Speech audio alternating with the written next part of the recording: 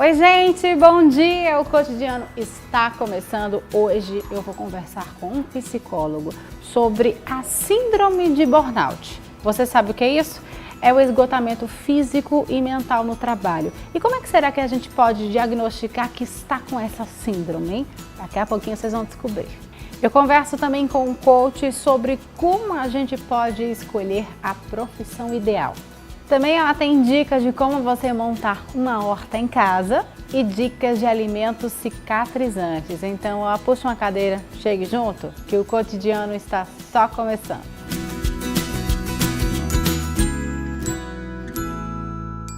A gente começa o Cotidiano de hoje falando sobre a síndrome de burnout. Você sabe o que é isso? É a síndrome do esgotamento físico e mental no trabalho. Tenho certeza que muita gente que está assistindo o Cotidiano agora pode estar passando por isso. Estou aqui com o Diógenes Dutra, ele que é psicólogo e vai falar pra gente tudo sobre esse assunto. Bom dia, querido. Bom dia, Marcela. Seja bem-vindo ao Cotidiano para falar sobre um assunto que muito me interessa, que interessa muitos dos nossos telespectadores. Porque esse mundo de hoje a gente está trabalhando muito e acaba que há esse esgotamento físico e mental, não é verdade? É verdade. Muito bom dia a todos os telespectadores e agradecer ao amabilíssimo convite, Marcelo, do Cotidiano, e dizer que realmente é uma coisa que poderíamos dizer banal hoje. As pessoas estarem trabalhando e trazendo para si esse estresse, levando ao esgotamento. E, para tanto, isso é como se fosse uma marca negativa da nossa sociedade, da sociedade contemporânea. O que acontece para a gente chegar a esse esgotamento? A gente começa a colocar muito peso nas coisas, ou a gente está se sobrecarregando muito? O que acontece com a gente? Bom, historicamente, interessante que a palavra trabalho, que vem do tripalium, do latim, é um instrumento de tortura para aquelas pessoas condenadas que faziam trabalhos forçados. Então, hoje em dia isso está muito em voga. Por quê? Porque na realidade somos vitimados pelo estresse no trabalho. E o estresse não é uma coisa negativa, ele tem o seu lado positivo. Na realidade o estresse ele é uma forma que nós encontramos para se sobressair diante de algumas situações.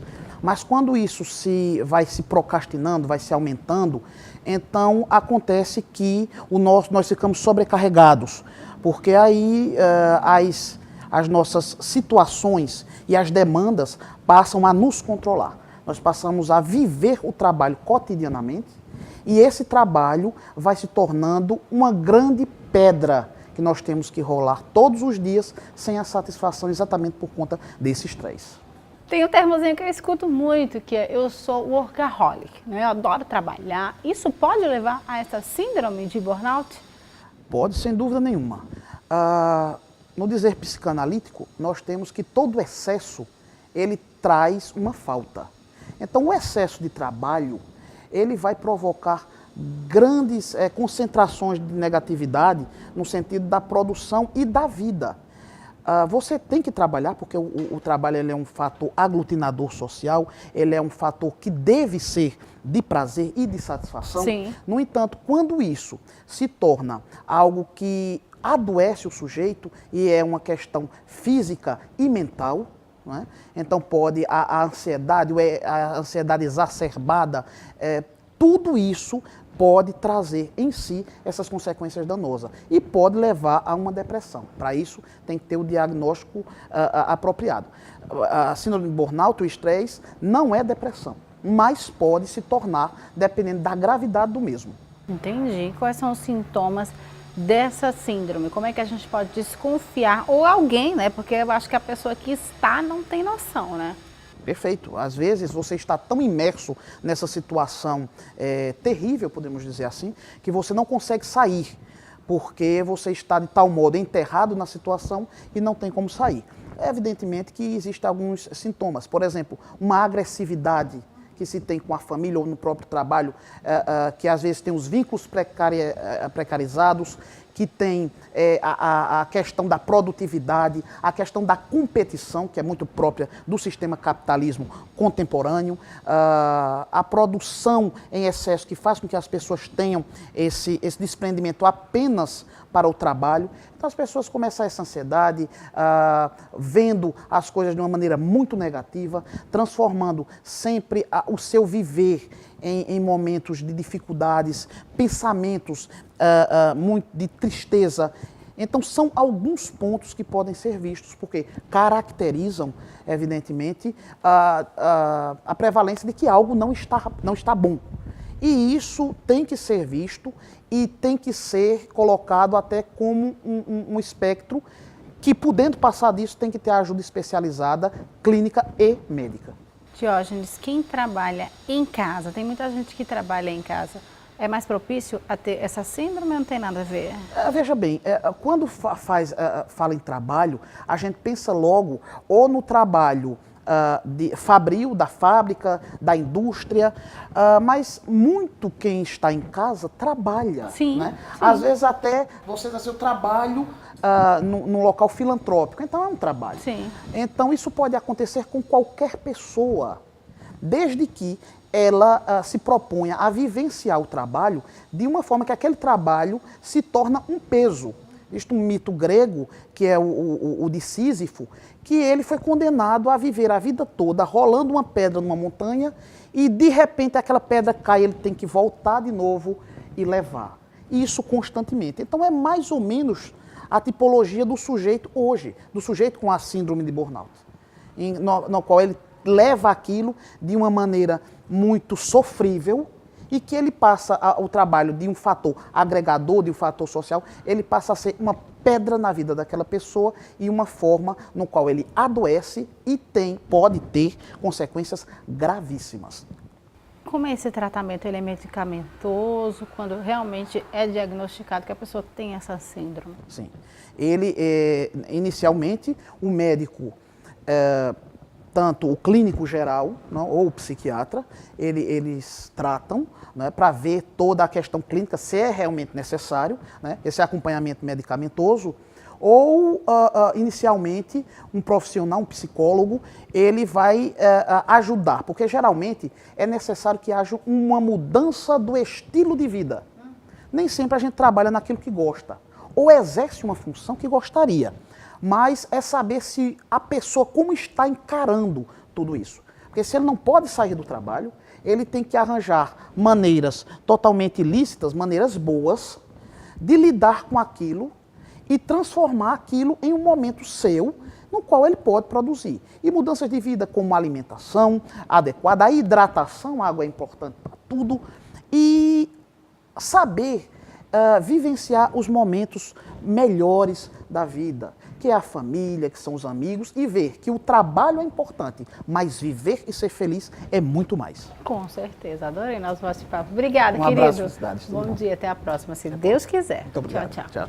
Ei, gente, o verão tá chegando, então que tal garantir aquele acessório para você arrasar na praia? E aqui na JR Bijuterias vocês encontram tudo que é tendência. E dá só uma olhadinha nesse brinco aqui incrível que eu estou usando. Ele é em formato de argola, todo em bolas e naquela cor que vai fazer o maior sucesso nessa estação. Combinando com esse mix de pulseiras em madrepérola. Ficou incrível, né? E aqui vocês encontram todos os acessórios para você, claro, arrasar na praia. JR Bijuterias, o brilho que se vê. Caruaru, Garanhuns, Arco Verde, Belo Jardim, Pesqueira e Serra Talhada. Bom, gente, agora a gente vai falar sobre alimentação. Pois é, existem muitos alimentos que têm efeitos cicatrizantes. Você sabia disso? Quais são eles? Então, confere aí nessas dicas. Olá, Marcela Calado, bom dia pessoal. Então, hoje nós vamos falar sobre cicatrização, os alimentos que melhoram o processo de cicatrização. Então, de forma geral, eu gosto sempre de orientar que o paciente ele dê atenção ao consumo dos alimentos antioxidantes e anti-inflamatórios. E aqui a gente separou alguns alimentos para exemplificar em casa para vocês. Então, a gente tem uma variedade de frutas muito boa, como por exemplo, a uva roxa, que além de ser antioxidante, é fonte de ácido elágico, que melhora a questão da cicatrização e a produção de colágeno e elastina.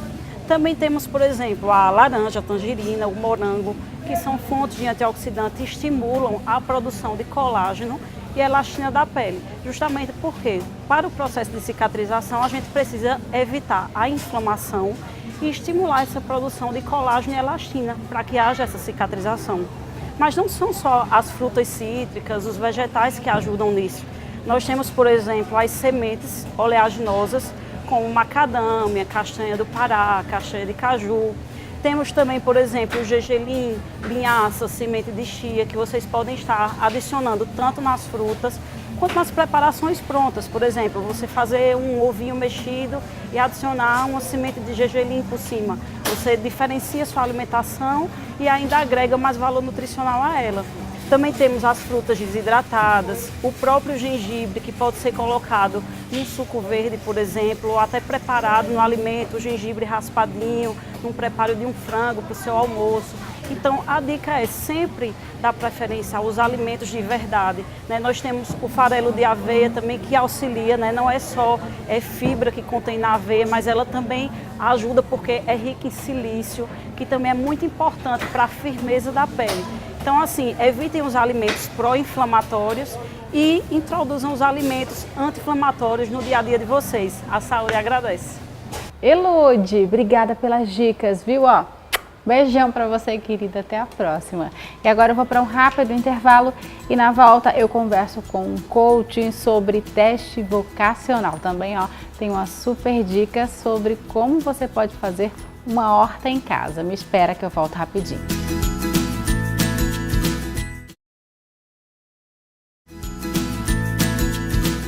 Estamos de volta com o Cotidiano. Olha só, gente, eu estou recebendo aqui Elvio Costa, ele que é coaching. E nós vamos conversar agora sobre profissão. Muito bom dia, querido. Bom dia. Seja bem-vindo aqui mais uma vez ao Cotidiano para falar agora sobre profissão. Tem muita gente que faz teste vocacional para ver qual é a profissão que ele mais se encaixa, mas será que esse teste realmente ele é indicado, ele é bacana? Porque às vezes ele vai te indicar apenas uma coisa, né? Ele não vai te dar várias opções. Como é que funciona o coaching nesse processo, Elvio? Primeiramente, Marcela, muito grato mais uma vez estar no seu programa Cotidiano. O teste vocacional, ele é muito simples. Ele não abrange todas as áreas que o coaching, um exemplo vocacional, pode abranger. Para você ter ideia, uma das técnicas e ferramentas utilizadas é o autodesenvolvimento usado no coaching vocacional. Para que isso? Para que a pessoa tenha uma definição melhor do que ele quer. Não simplesmente um teste vocacional que tem ali, ele é comum a todas as pessoas. Não vai de uma forma específica para aquela pessoa que precisa fazer aquele teste. Então ele é geral, vamos dizer assim. O coach vocacional ele vai mais específico naquela pessoa que está fazendo aquele treinamento de coach vocacional. Geralmente isso acontece muito com os adolescentes, mas também é muito comum adultos que fazem uma faculdade, que se formam, que estão atuando, eles entrarem em conflito e falarem, realmente, será que é isso que eu quero? Será que eu estou na profissão certa? E aí eles também procuram um coaching para ver o que está acontecendo, o que ele pode mudar. Sim, vejam, a base hoje, os jovens, 15 anos de idade, 16 anos de idade, para definir o que ele quer como profissão, não é uma coisa muito simples. Então, por isso que eu disse, o coach vocacional ele vai mais a fundo. Mas não quer dizer também que dê uma coisa certa para toda a vida dele. Mas é uma assertividade mais precisa, quando ele vai querer fazer um teste desse para escolha de profissão. Quando as pessoas entram na universidade e desistem no meio do caminho. Perdem tempo, dinheiro, frustração, Verdade. uma série de problemas gerados por uma escolha talvez não pensada, por uma influência de um pai, por uma influência de uma família, por não ter ainda certeza do que quer. Então, eu quero essa. Aí vai, se inscreve e não é aquilo que ele quer. Quantas pessoas também ingressam no mercado de trabalho e no mercado de trabalho não é aquilo que realmente ela gostaria de fazer. Trabalham por estar ganhando dinheiro ou às vezes nem está ganhando o suficiente para ser feliz e ainda faz algo que não gosta. Então, o coach vocacional vai também trabalhar essas pessoas para mudança de carreira.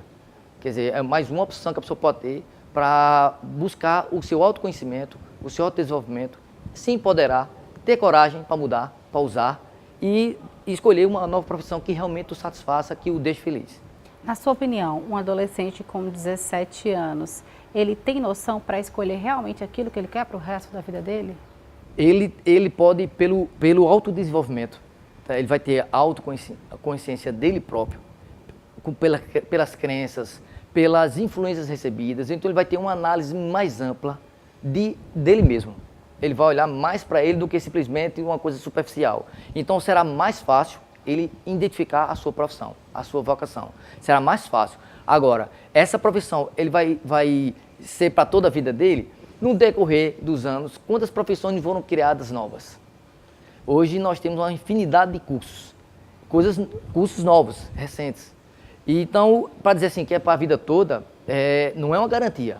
Mas quando ele busca as suas habilidades, realmente as suas habilidades internas, as suas capacidades, o que ele realmente gosta de fazer, ele está no caminho mais fácil da escolha e servir para toda a vida dele. É mais para um direcionamento mesmo, né? Como que é feito esse teste, Elvio? Bom, nós temos a parte da investigação pessoal. É a primeira parte que o processo ele inicia. É buscar as suas crenças, buscar quais são os seus valores, o que é que você tem como propósito de vida. Quando você identifica os seus valores, o que rege a sua vida, fica mais fácil aquela profissão que você quer escolher. Mas isso ele vai identificar com um processo de perguntas, de ferramentas utilizadas no processo. E aí ele vai se autodescobrindo. E pela essa autodescoberta, ele vai tendo uma visão mais ampla do que realmente ele gosta de fazer. Muitas coisas que a gente na infância costuma dizer que quer fazer, e às vezes no meio do caminho deixa para lá. E às vezes é o que realmente a pessoa gosta de fazer. E às vezes a pessoa, as circunstâncias da vida, por crenças, por influência dos pais, dos amigos, aí às vezes escolhe algo que não é o que ele realmente queria fazer. Eu vou dar um exemplo para você. Eu estive conversando com um professor de matemática em um desses cursos. Ele disse a mim o seguinte, que a família queria que ele fosse médico. E ele, no dia do vestibular, na hora da inscrição do curso, ele escreveu para matemática. Quando saiu o resultado do vestibular, ele foi lá e a família foi lá olhar, ele não tinha sido aprovado. E ele chegou com a cabeça raspada. Como que você passou? Não, passei em matemática. Foi uma frustração para a família. Mas ele é muito feliz com a profissão que ele exerce. Quer dizer, ele foi decidido. Mas se ele seguisse a influência do pai, ele não seria um bom médico. Muito bem, tá certo, adorei. Obrigada, viu, Elvio? Se Deus Obrigada, quiser. Marcela. Até a próxima. Tchau, tchau. Muito grato. Ei, a senhora está pensando o que vai preparar para o almoço? Então, ó, que tal reunir toda a família para comer aquela macarronada deliciosa, hein? A Vitamassa tem produtos com muita qualidade e sabor para toda a sua família. Deixa eu mostrar para vocês, ó. Tem macarrão de todos os tipos. Tem espaguete, que é o meu preferido. Tem penne, tem talharim, tem búzio, tem argola, tem parafuso. Além, ó, de biscoitos, creme crackers, rosquinhas, marias, recheados, wafers, mistura para bolo e salgadinhos e muito mais, viu? Experimente! Bom demais ter toda a família reunida para comer coisas gostosas, não é? E isso é muito Vitamassa, minha gente!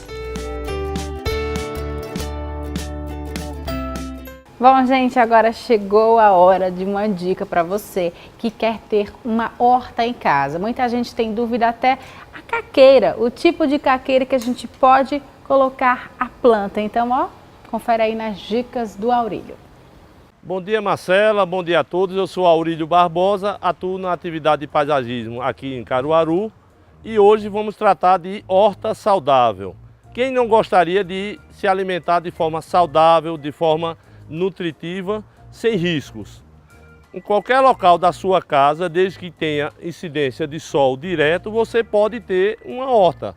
Necessariamente não precisa de grandes espaços para que você possa ter um coentro, uma cebolinha, um pimentão, um alface, qualquer dessas hortaliças. Importante é que siga alguns procedimentos para que você tenha sucesso no seu plantio. Como, por exemplo, a escolha de um vaso. O vaso para uma hortaliça ela tem que ter no mínimo uns 20 centímetros de profundidade. Ele pode ser um vaso redondo, como esse está aqui, ou pode ser um vaso retangular.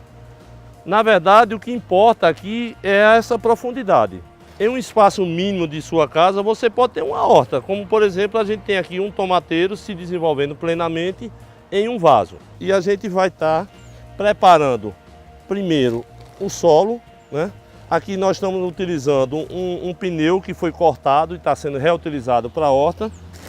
É importante que você tenha para ser plantado um substrato que é um solo melhorado, que é um solo trabalhado, preparado para desenvolver o desenvolvimento pleno das plantas. Aqui ele já foi adicionado de calcário, de NPK, de outros produtos, que é justamente para que a planta tenha os nutrientes que a planta possa se desenvolver plenamente. Eu posso ter na mesma horta, no mesmo espaço, algumas plantas diferentes. Aqui eu estou escolhendo uma pimenta, que vou colocar, como ela cresce mais, eu vou colocar ela ao centro, né? Coloco mais um pouco do substrato em volta. Logo em seguida, eu vou plantar a cebolinha, que pode ser aquela cebolinha que você compra na feira, e aí você faz apenas a retirada das folhas, tira do saquinho, tá? E pode estar plantando aqui do lado. Cebolinha. Logo em seguida eu vou plantar um alecrim. Alecrim que ela pode ser utilizado a sua folha em massas, em alguns pratos. Mais um alecrim. Eu vou plantar também aqui um tomilho, que é também uma erva também utilizada na cozinha. E Vânia agora vai estar me entregando o coentro, que eu vou estar plantando também junto. Bom, aqui nós formamos no mesmo vaso uma horta onde eu tenho 1, 2, 3, 5 espécies diferentes de plantas. De acordo com o espaço que você tem na sua residência, quando você não tem um espaço na horizontal, no solo, você também pode estar se utilizando de uma parede, onde você pode estar usando um suporte como esse, um vaso com um suporte como esse, e aí está plantando sua cebolinha. E você vai estar colhendo da mesma forma que vai estar colhendo também no solo. Essa aqui é uma alternativa viável para aquele local onde não existe um espaço maior que possa ser utilizado no solo. Outra dica também é, sempre que concluir o plantio, você fazer a irrigação, a aguação, de forma abundante para que essa planta se desenvolva plenamente. Esperamos que tenham gostado e até a próxima. Obrigada pelas dicas, viu, Aurílio? Um beijo para você, até a próxima. E o Cotidiano vai ficando por aqui. Muito obrigada pelo carinho, muito obrigada pela audiência. Não esquece que amanhã, às 11h05, eu estou de volta. Um beijo, fica com Deus. Tchau, tchau.